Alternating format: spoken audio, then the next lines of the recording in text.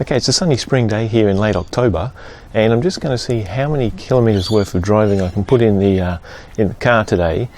Hopefully, if it stays sunny all day, just as a bit of an experiment to see how much I can put in with the solar system that I've got.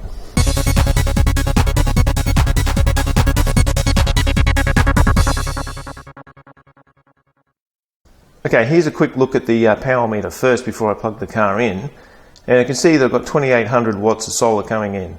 And the power wall's already half full anyway, but I'm not going to worry about charging the power wall up today. This is just to see what I could put in the car from solar.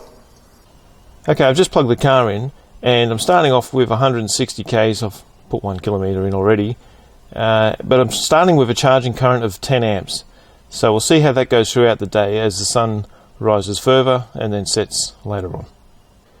We can see back on the power meter that the load has jumped up to be just under what the solar can provide, meaning that I'm charging the car purely off solar energy here.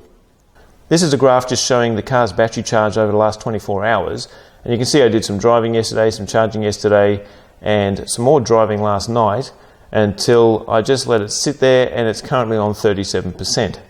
Okay, if I go to the power meter, this is just over the last 6 hours, you can see this is where the solar's started to rise here as the sun came up, and this is the blue one's the load, so you can see the background load here isn't that much, just the fridge turning on and off basically. And right about here is where I just plugged the car in, so the load has jumped up to be just under solar, and that'll continue throughout the day. So altogether, as I said, I'm not worried about the power wall, which is at 54%, but I really just want to focus on the car charge here and see how that goes throughout the day. Now, I'm not going to stop using electricity for other things throughout the day. I'm still going to use it for things like boiling the kettle and cooking, but that's nothing in comparison to the car, so it won't make much difference. At the moment, there's no clouds whatsoever, so if it stays like that, this will be a good experiment. So the car's plugged in, and I'll see how it goes. Okay, the car's been charging for about an hour now. It's 8:30, and you can see that I've put in 14 k's of driving. The charge current is now up to 14 amps because the sun's got a bit higher. One thing I want to point out is these values, the range here, 175 k's and the 14 k's that I've put in, that's based on typical driving. You can change that and have it as rated, but it just inflates the numbers. Now it says I've put 17 in and I've got 219 k's of driving, but that's not accurate. So I like to stick with the typical values, because that's pretty accurate to how I drive, and I drive pretty hard too, so that's what I rely on, and that seems to work well. Okay, it's just coming up to 11 o'clock in the morning, which tends to be the time of peak solar generation. So looking at the power meter here, you can see I've got just over 4.5 kilowatts of solar coming in, and of course the load is just a tad less. And over on the right here, that's how much solar energy I've harnessed today, so 17.8 kilowatt hours. Okay, I've just dumped it in the car here at 11 o'clock, and we can see that I've put in, 55 k's worth of driving, and you also notice the current's now up to 18 amps because the sun's nice and high in the sky. Okay, so I'll just leave that charging, and that'll follow the sun for the current, and then I'll check it this afternoon and see how much I managed to put into it. Okay, here's a graph over the last 6 hours. You can see when I plugged the car in here at about 7:20, as the load increased with the solar, okay, to where we are now at about 11 o'clock. And if I have a look at the battery during that time, you can see it's gone from 37 to 49% so far. Okay, so overall, all the graphs here, you can see where I did this yesterday as well in the afternoon.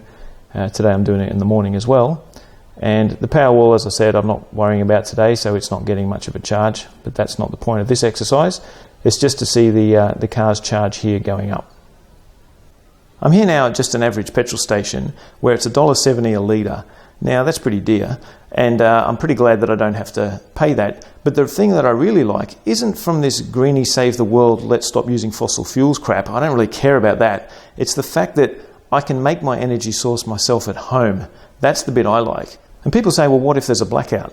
Well, if there was a blackout today, I would have still charged at home and not even known about it. So it doesn't really matter if there's a blackout from my perspective. But if there was a blackout, these petrol bowsers would stop pumping, wouldn't they? So I'd win in that case. I just like to be self-sufficient and not rely on either the grid or some other company. That's really what I'm about, is being able to produce my own electricity. All right, it's about 2:30 now, and it's been sunny all day, but I'm going to turn it off because the current's down to about 10 amps, and I don't see much point using anything less than 10 amps, so I'll go in and check out how much it's put in. Okay, quick look at the power meter first, and I can see that it's just under 3 kilowatts, which is still decent, but it's going to get less very fast now because it's late in the afternoon. So I'll unplug it now, and you can see the power wall's at 60% anyway. All right, so in the car now at 2:30 in the afternoon. It's dropped down to 9 amps of charge current. But we can see I've added just over 100 kilometres of driving in. And as I said, that's the real world kilometres. It's not the fantasy ones that is the rated. If I look at rated, it claims 131, but that's nonsense. So just go back to typical, which is how I drive, and there it is. So you can see, yeah, it's between 9 and 10 amps now as it's coming down in the afternoon. I'm going to unplug it and call that a day. I think that's pretty good. If you have a look at the graphs, this is over 24 hours. The power wall's at the top. You can see I used a bit last night, and instead of charging that, I put the charge into the car for today's experiment. Now on the car here, you can see it's currently 61, which is just more than it was this time yesterday. So given the driving I did yesterday and last night, that's how much I charged it. So I went from 37% to 61%. So that's not too shabby.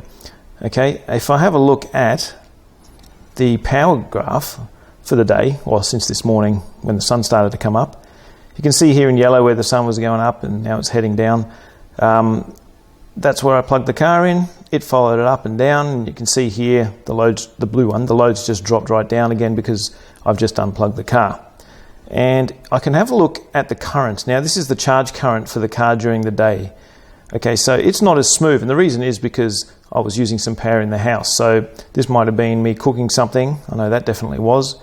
And this drop down here was when I put the kettle on. So it would have been charging at this current here, but I put the kettle on, so I stole a bit of the power. But on the overall graph, you don't see that because the car just adjusted its charge accordingly. So that's the charge current throughout the day. Maximum was 18. I have seen higher than that.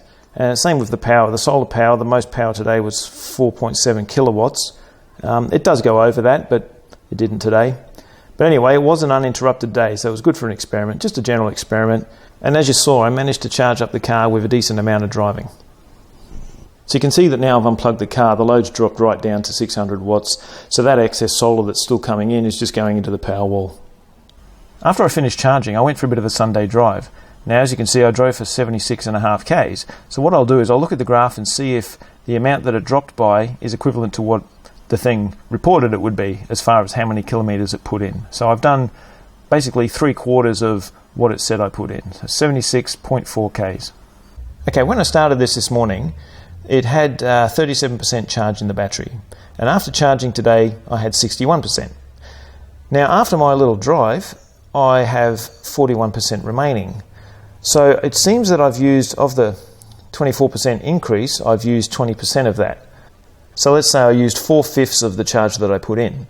Now, given that it said I had 104 Ks of charge put in, and I've actually done 76 Ks of driving, that's only 3/4 of charge theoretically, but obviously I used a bit more than it said. So it's not far off, but it's definitely better than the rated one. That would just be useless. So it's close to what it said it would be, and either way it's still pretty good. So let's just say 100 Ks of charging on a day. So there it is. That's how I charge the car at home using just solar with my 5 kilowatt system, and that's what I intend on doing from here on. See ya.